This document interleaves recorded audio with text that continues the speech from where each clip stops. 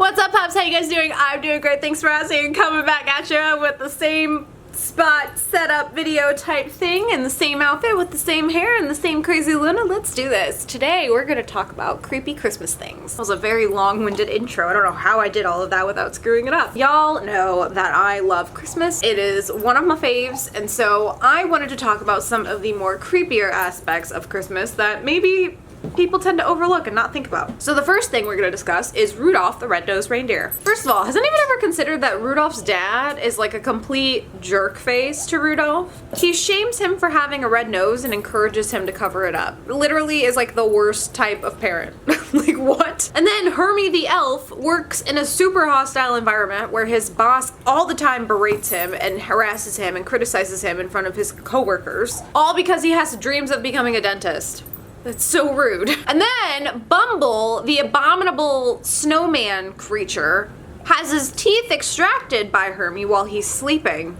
Is that not like the most gruesome thing ever? And just because it's in a cartoon form, it's okay? Like, that is so morbid. Not to mention, he is thrown off a cliff and later returns with like this weird collar contraption, like he's like a zombie pet now, and helps them like decorate a Christmas tree. Like, what the actually?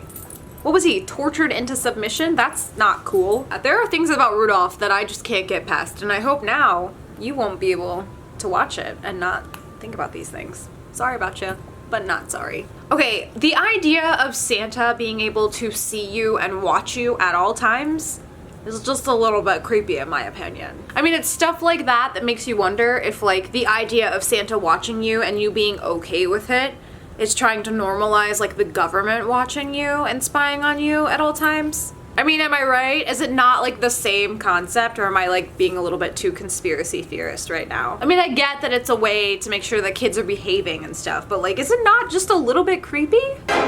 A song that I have always had issues with around Christmas time, Baby It's Cold Outside. I printed the lyrics because I want you guys to know that this song is like, it literally screams rapey. All right, ready? Here are just some of the lyrics from the song.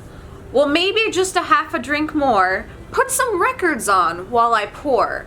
The neighbors might think, but baby, it's bad out there. Say, what's in this drink? I don't know, you just turned on the record player while you... I ought to say, no, no, no, sir. Mind if I move in closer? At least I'm gonna say that I tried. What's the sense of hurting my pride? So now the girl has to say, I tried to say no. Oh well? So now the dude is just trying to make her feel bad for saying no. He's like, oh, but you're hurting my pride. Oh my god. Think of how sad I'm gonna be. Like, no. There's bound to be talk tomorrow. Think of my lifelong sorrow. Sorrow. What did I say? Sorrow? Like Zorro? Think of my lifelong sorrow. At least there will be plenty implied. If you caught pneumonia and died, I really can't stay. Get over that old out, baby. So obviously this is like a back and forth song if you guys have not heard it. The guy is saying, think of my lifelong sorrow if you caught pneumonia and died. Like those are his parts. So now he's using death and like the fear of dying in the cold to like try to convince this woman to stay so that she will shebang him. I don't know, the whole song just makes me feel so weird inside. And I know that recently, when I say recently, I mean like a couple years ago, they redid the song to like kind of leave out all those rapey parts. And the song's a lot better now if you hear the newer version, but regardless, so creepy. Okay, and the last thing that I wanted to talk about are the 13 Yule Lads. This is by far the creepiest of Christmas traditions. So yeah, just prepare yourself. So in Iceland, instead of Rudolph or Frosty or even Santa, they have these things called the 13 Yule Lads. It's sort of like the 7 Dwarves in the sense where all of their names are given to them based off of their main character trait. Spoon licker, window peeper, sausage licker. What? Oh, and they aren't elves or children. They're literally old creepy men. Like this. And their function is similar to Santa. Kids in Iceland receive 13 gifts from each one of these Yule Lads leading up till Christmas. It's basically like Hanukkah and Christmas with a little bit of like a predatory feel, like thrown into the mix. Oh, and did I mention that they have a pet? It's called the Yuletide cat. And his job is to eat children who don't get new clothes before Christmas.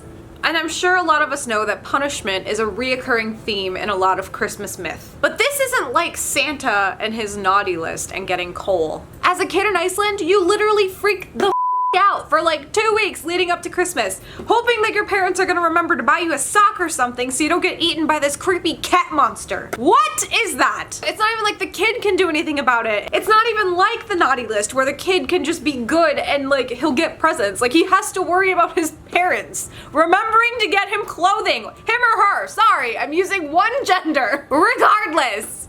What is that? I'm so glad I don't live in Iceland.